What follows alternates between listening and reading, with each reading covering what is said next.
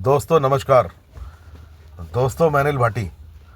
दोस्तों हमारे channel Bhati properties में आपका बहुत बहुत स्वागत है।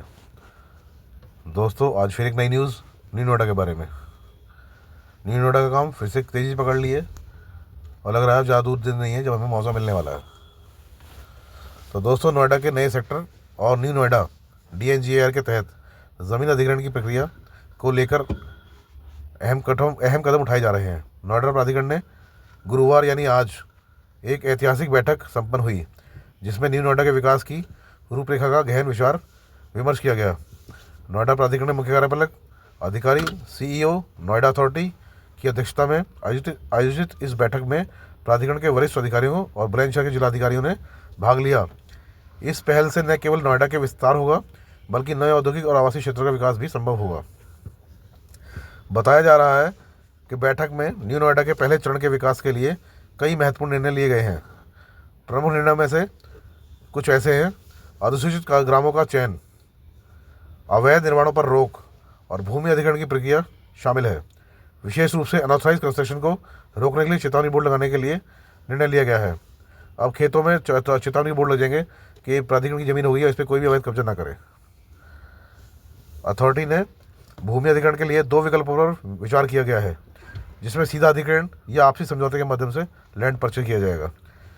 पहले आपसी समझौता होगा, अगर किसान मान गए, रेटों की सेटिंग हो गई तो फाइलें लगनी शुरू हो जाएंगी, और अगर किसान इस रेट पर एग्री नहीं होंगे जो रेट रखेंगे या कम रेट रखेंगे तो फिर डायरेक्ट ज़बरदस्ती किसान से अधिग्रहण किया जाएगा। तो दोस्तों इसके लिए उचित पत्रकार दरों के निर्धारण की प्रक्रिया पर भी चर्चा की गई है ताकि किसान नाराज़ ना हो और वो चुपचाप अपनी ज़मीन को आराम से दे सकें। अभी इस बारे में खोला कुछ नहीं गया कि क्या रेट देंगे, अभी इनके आपस में मंथन चल रहा है। विकास कार्यों की योजना को भी बैठक में प्राथमिकता दी गई है। न्यू नोएडा के प्रथम चरण के लिए ग्रामों का चयन, अवैध और अनधिकृत निर्माण पर रोक लगाने के लिए बड़े कदम, चेतावनी बोर्ड लगाने के निर्देश, भूमि अधिग्रहण और आपसी समझौते की प्रक्रिया पर चर्चा हुई है। प्रतिकर दरों से के निर्धारण की प्रक्रिया पर भी विचार विमर्श किया गया है। तो दोस्तों बैठक में प्रमुख रूप से संजय कुमार खत्री और वंदना त्रिपाठी, अपर मुख्य कार्यपालक अधिकारी महेंद्र प्रसाद और सतीश पाल, विशेष कार्याधिकारी रविंद्र प्रसाद गुप्ता, मुख्य विधि सलाहकार और अन्य वरिष्ठ अधिकारी उपस्थित रहे। तो दोस्तों ये आज की खबर है, लेटेस्ट न्यूज़ है जो आज इनकी बैठक हुई है न्यू नोएडा के बारे में। तो इस हिसाब से लग रहा है कि आजकल दोबारा से रोज़ बैठकें हो रही हैं। अब ज़्यादा दिन दूर नहीं है कि अब जल्दी से लोगों को मुआवजा मिलने वाला है। इन 15 गाँवों को जो लिस्टेड है, अगर रेटों में से कोई सही बात बनी तो ज़्यादा दिन दूर नहीं है कि बाद में मुआवजा मिलेगा।